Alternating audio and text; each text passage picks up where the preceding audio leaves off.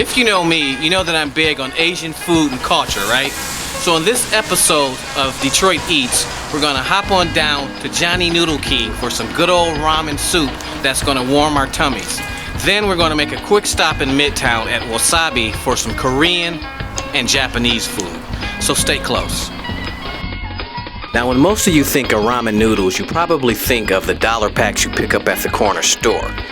Johnny Noodle King's Chef Les Molnar gives us the true on what ramen is and why Detroit was the perfect spot for a bowl of ramen noodles. Well, the idea for a noodle shop in Detroit came from the owner, Jacques and Christine Driscoll. They had a real passion for noodles, and we got to talking about it one day and felt that there was a void here in Detroit. You know, there's not really a representation of Japanese ramen here in the city, so we wanted to try and bring that to the Detroit. Ramen, there's a lot of different ideas as to where it came from. One of the more popular ones is that it came from China and is a variation of lo mein. But they just added the soup to it and kind of made it their own thing, which is what we're doing here by making Detroit-style ramen. Because in Japan, there's so many different styles and different regions that do ramen differently. We felt that being the first ones to open a ramen shop in Detroit, we could do it, you know, our own way and make it accessible to people from the Midwest. I went to culinary school in Chicago and had some experience with it out there, and then moved back to Detroit and just kind of dove into it, and went to Japan and did some research out there. So it's definitely been a process. It still is, but I'm happy to keep on learning. It's always a new turn in the world of ramen. We're in sort of an industrial part of town, so we wanted to keep it pretty simple and kind of clean. Being that it's a smaller place, it's only about 40 seats, and we're in between an axle shop and a steel forging factory. So we weren't trying to make this too pretty inside, but I think it comes across as elegant and really nice sometimes. Ramen has very simple ingredients, but it takes more than just noodles and hot water to make a good bowl. The main things you need to get right in a good ramen bowl are the broth, the noodles, and the toppings that go into it. So there's basically three parts. We do a tonkotsu style ramen, which is boiled very hard, very long. We use mostly pig products in this.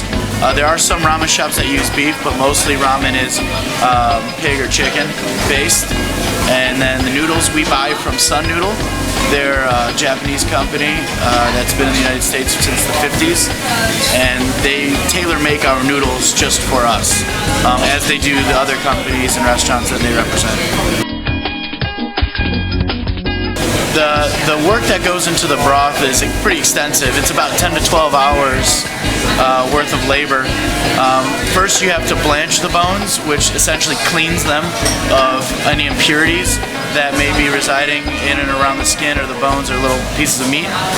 Once you do that, then we clean them by rinsing them in cold water, and then we put them back into the pot, fill it up with water, and let it go for about 10 to 12 hours.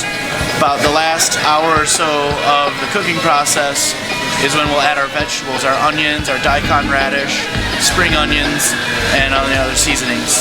On the table we have some adjusters, this is what we like to call them. We have chili garlic sauce, we have soy sauce. The chili garlic give you a little bit of heat and a little bit of aromatics. Soy sauce is essentially like the salt on the table, so if you feel like you need to add a little bit more, you can. We do season everything fairly intense, so we hope that you don't necessarily need it, but if you want it, it's there. And then the other two items on the table are hot chili oil and Togarashi, which Togarashi just means chilies in Japanese. So it's kind of like cayenne pepper, but it's a little bit more coarse and just as spicy, if not spicier.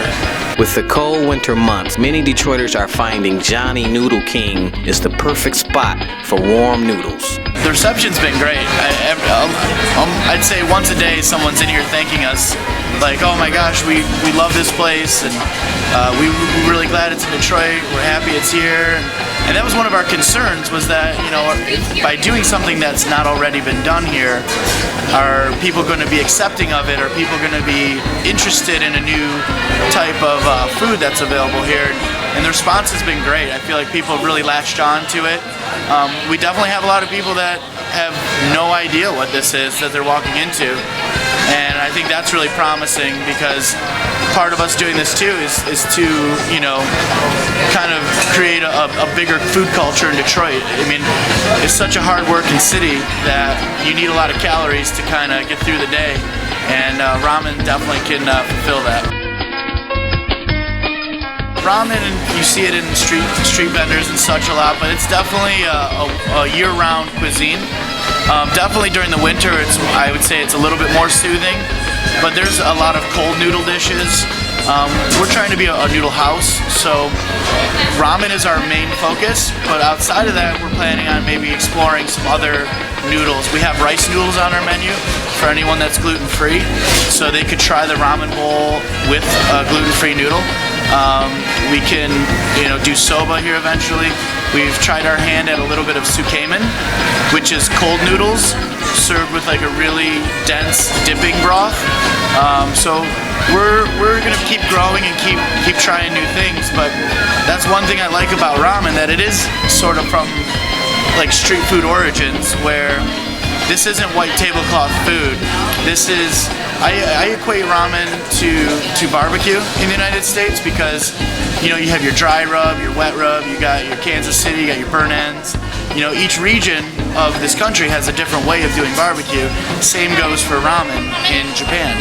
And that's really exciting too, because there's always new things coming out of Japan in the world of ramen. Chef Molnar shows us the ropes in making a ramen bowl. We steam our pork belly for about 10 hours overnight, and then once it cools down is when we slice it. So we're just crisping it up on the grill to give it a little texture and a little bit of mouthfeel as well. Grab our pork belly that we hand roll in-house. It's a very traditional Japanese way of doing it. We lightly season it.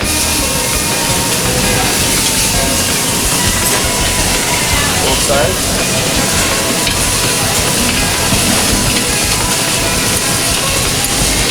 And we'll take this over to the grill.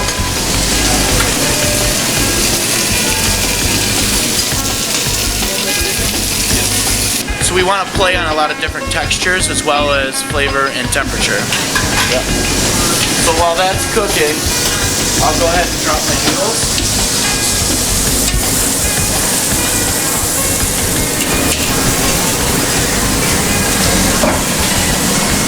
So then these are the noodles from Sun.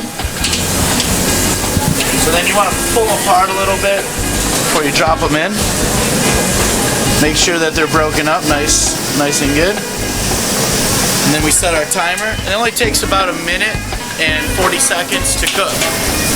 So we've got it down to a science here, so that you get the perfect, because you want your ramen noodle to be like springy, like Italians will call it al dente, a little bite, a little toothsome, which in the beginning that was a thing where some people may have thought our noodles were undercooked, but in actuality that's just how they're supposed to be, because you put such hot broth around them that if they weren't like that, they would get too soggy and mushy and fall apart. So by having them with that texture, you're able to hold up throughout the whole eating process.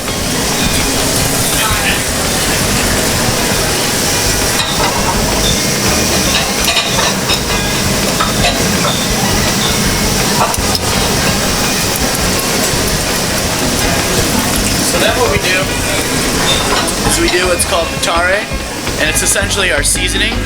So we have one broth that's unseasoned, and then each bowl has a different flavor profile that goes around with it. So this one we're making is our shoyu bowl, and that's our soy sauce flavored bowl. So I'm going to take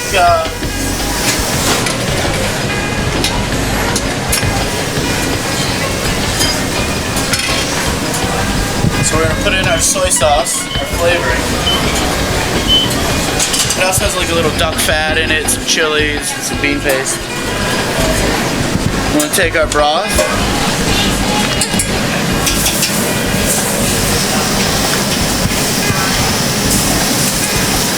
And there you have shoyu flavored ramen. So the broth hits the seasoning.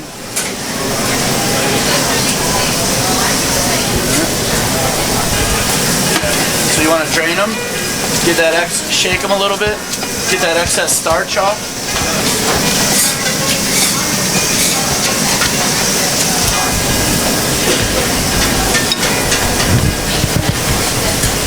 And then you want to kind of make sure that all the noodles get a little taste of that broth.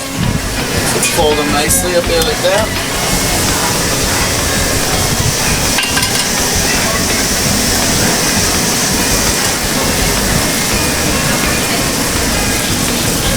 Some people eat all their meat first, all their noodles first. Some people save things for the end. Let's do a little bit of scallion as well. And then we have a slow-cooked egg. The egg's cooked to 64 degrees Celsius, so the yolk's a little runny, but the whites are set. So then you have your protein here. Beautiful little piece of pork belly.